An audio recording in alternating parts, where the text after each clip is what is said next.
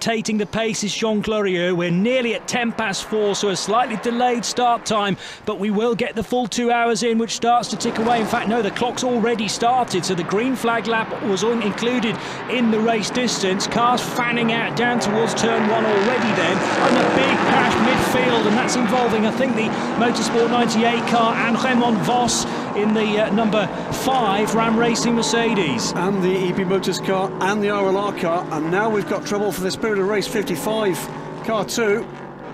All sorts happening then, and that happened right in the midfield where we've got GT3 cars overlapping with LMP3s. There's another car off as well, backwards. That's not the RLR car, although it looks like it from the rear. The RLR car's just working its way through the shot now, so let's try and place who we're missing. Might be Richard Mines possibly in the number 23 United Autosports car. So Raymond Vos looks to be out of the race, I'm afraid. That is Richard Mines, who didn't make it to the end of sector 1, and Raymond Vos a shortened race distance together for Eric de Donker in the 98 car. Absolutely disastrous then for all 3 cars, although Richard Mines will be able to get back up and running. 2 cars out on the spot.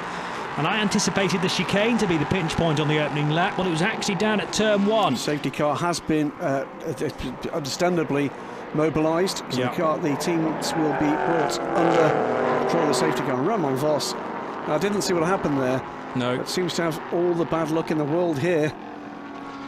Big damage to the front left corner of that Mercedes. And again. Yes, and remember back to a month ago at Austria at Red Bull Ring, where he also had damage to that car after a great drive.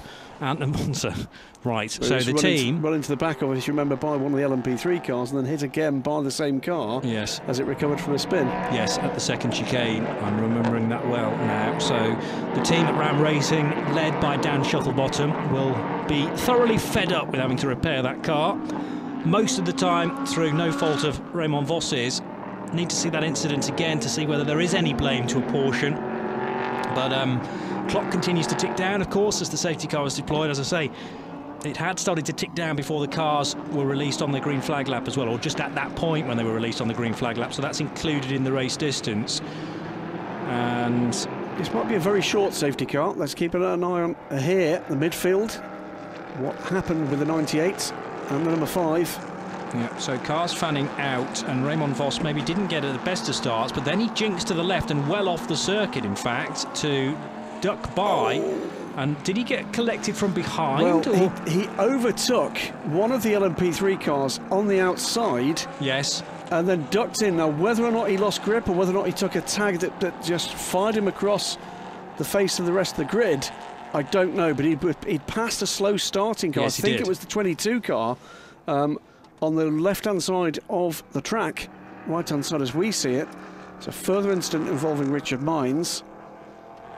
But it did look as if perhaps he got collected as he tucked back into the order.